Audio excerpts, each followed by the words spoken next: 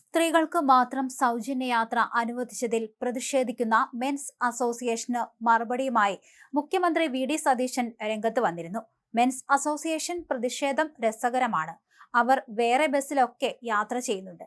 താനൊരു പുരുഷ വിരോധിയൊന്നുമല്ല.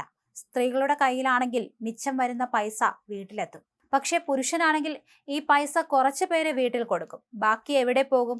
സർക്കാരിന് തന്നെ കിട്ടുമെന്ന് തമാശ കലർത്തി മുഖ്യമന്ത്രി പറഞ്ഞു. പ്രിയദർശിനി പദ്ധതി ഇത് സ്ത്രീകളോടുള്ള ആദരവ്. പദ്ധതി സർക്കാരിന് സ്ത്രീകളോടുള്ള ആദരവാണെന്നും സ്ത്രീകളെ ബഹുമാനിക്കാൻ ഒരു സമൂഹം പഠിക്കണമെന്നുള്ള ആഹ്വാനം കൂടിയാണെന്നും സതീശൻ കൂട്ടിച്ചേർത്തു.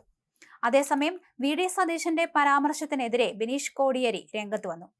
പൊതുഗതാഗത സംവിധാനങ്ങളിൽ യാത്ര ചെയ്യുന്ന സാധാരണക്കാരായ അധ്വാനിക്കുന്ന പുരുഷന്മാരെയെല്ലാം മോശമായി ചിത്രീകരിക്കുന്ന പ്രസ്താവനകൾ ജനങ്ങളോടുള്ള അവഹേളനമാണെന്ന് ബിനീഷ് കോടിയേരി കുറിച്ചു.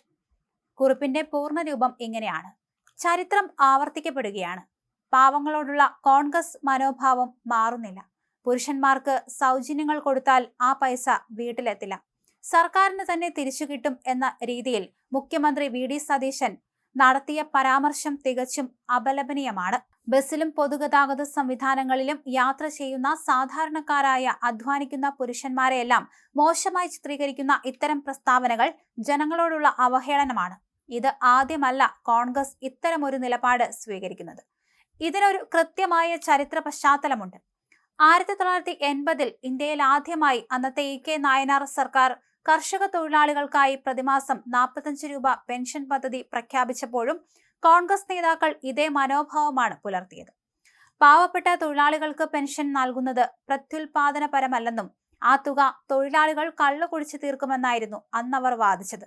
വർഷങ്ങൾ കഴിഞ്ഞിട്ടും പാവപ്പെട്ടവന്റെ അധ്വാനത്തെയും ജീവിതാവസ്ഥയെയും പുച്ഛത്തോടെ കാണുന്ന കോൺഗ്രസിന്റെ ഈ ഉപരിവർഗ ചിന്താഗതിക്ക് ഒരു മാറ്റവും വന്നിട്ടില്ലെന്ന് ഈ പുതിയ പ്രസ്താവനയിലൂടെ വീണ്ടും തെളിയുകയാണ്.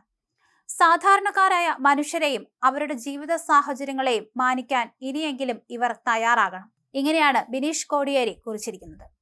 അതേസമയം സംസ്ഥാന സർക്കാർ പ്രഖ്യാപിച്ച പ്രിയദർശിനി പദ്ധതിയുടെ ഭാഗമായി KSRTC ഓർഡിനറി ബസ്സുകളിൽ സ്ത്രീകൾക്കും ട്രാൻസ്ജെൻഡർ വിഭാഗത്തിനും സൗജന്യ യാത്രാ സൗകര്യം ലഭ്യമായി. യാത്രയ്ക്ക് നിരക്കില്ലെങ്കിലും യാത്രക്കാർ നിർബന്ധമായും കണ്ടക്ടറിൽ നിന്ന് സീറോ വാല്യൂ ടിക്കറ്റ് കൈപ്പറ്റേണ്ടതുണ്ടെന്ന് KSRTC അറിയിച്ചു. സൗജന്യ യാത്ര അനുവദിച്ചിരിക്കുന്ന ബസ്സുകളിൽ പ്രിയദർശിനി പദ്ധതി സൂചിപ്പിക്കുന്ന പ്രത്യേക സ്റ്റിക്കർ പതിച്ചിട്ടുണ്ടാകും. യാത്രക്കാർ ബസ്സിൽ കയറിയ ശേഷം കണ്ടക്ടറോട് വിവരം അറിയിച്ച് 0 രൂപ ടിക്കറ്റ് വാങ്ങണം. ഇല്ലെങ്കിൽ ടിക്കറ്റ് പരിശോധിക്കാൻ എത്തുന്നവർക്ക് ഈ ടിക്കറ്റ് കാണാൻ സാധിച്ചില്ലെങ്കിൽ പിന്നീട് പിഴ ഈടാക്കുമെന്നും അറിയിപ്പുണ്ട്. 500 രൂപയൊക്കെ പിഴ കിട്ടാനുള്ള സാധ്യതയുണ്ട്.